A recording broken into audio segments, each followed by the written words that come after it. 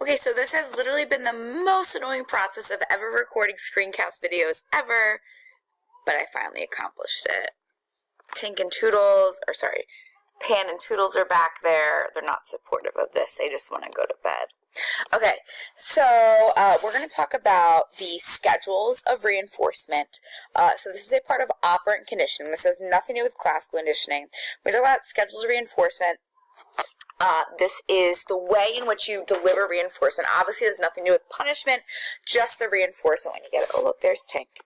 Okay, so when we talk about continuous reinforcement, it's just like it sounds. You get reinforced every single time you do behavior. So if every single time you did an assignment, I gave you points for it, or every single time you raised your hand, I gave you a piece of candy, that would be continuous reinforcement. That's an easy one. Now let's move on to the difficult. Partial reinforcement, which all these schedules are that we're looking at, means you are only reinforcing a behavior some part of the time, not every single time. So that first schedule of reinforcement, it's called fixed ratio. So ratio means it's a response, and fixed means you can predict it. You know when it's coming, you know it's predictable. So it's a schedule that reinforces a response after a specified number of responses. So little Cookie Monster right here, he gives a cookie every 5 times he's saying C is for cookie. Every 5 times you raise your hand, I'll give you a piece of candy. Every 3 times you do your homework, I'll give you a sticker or points or something like that.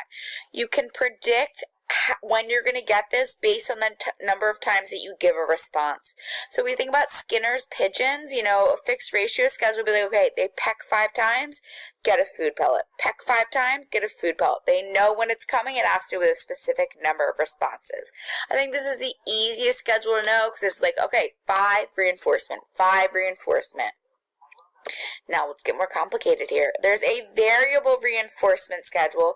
Variable just means that it's unpredictable. It means that it's based on the number of responses.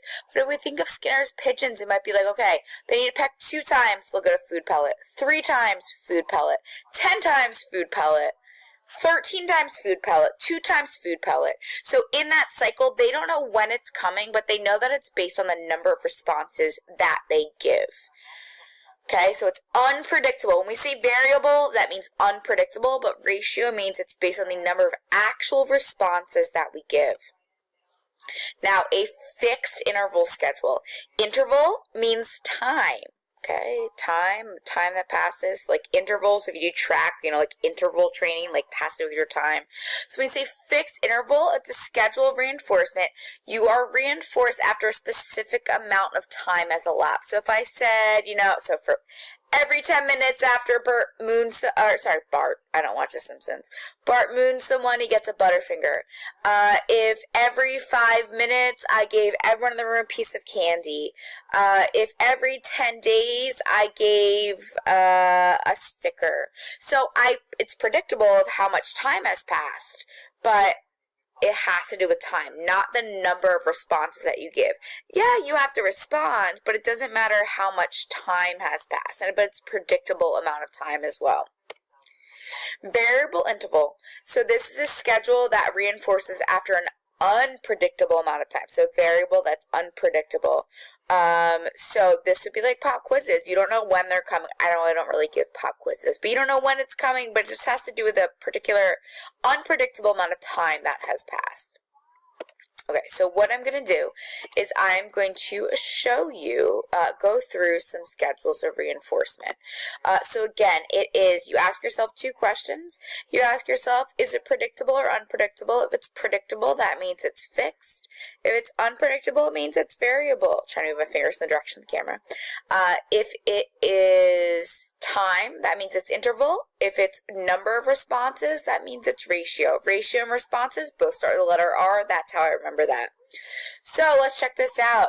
If I'm checking to see if laundry is dry, and you know it should be dry after about 60 minutes, so take a second to think about this before I answer it for you. So you ask yourself those questions. Does this have to do with my number of responses or how long time has passed? The answer to that question is obviously the time that has passed, these 60 minutes, right? So we know that means it's interval. Is it fixed or is it variable? It's fixed because we know it's 60 minutes. That's pretty reliable. Okay? Getting a free flight for every $3,000 spent on a credit card. Think about that one a second. Is this responses or time? It's responses, because you have to spend that $3,000 on a credit card, so we know that means it's a ratio. And a free flight for every $3,000 spent, that means it's fixed ratio, because when it takes $3,000, free flight. $3,000, free flight. $3,000, free flight. Okay. In an elementary school, kids get to put a marble in a jar every time they are caught sharing or being nice to another student. When the jar is full, the class gets an extra recess. Okay, so what do we think it is? Take a minute to think about this. So obviously, we know this is number of responses, right? Because the kids have to be nice in order to do this. It's based on a specific amount of times that they do this behavior. So this is going to be fixed ratio, because it's every time. Actually, that's a lie. Fixed ratio, but it can also be considered continuous.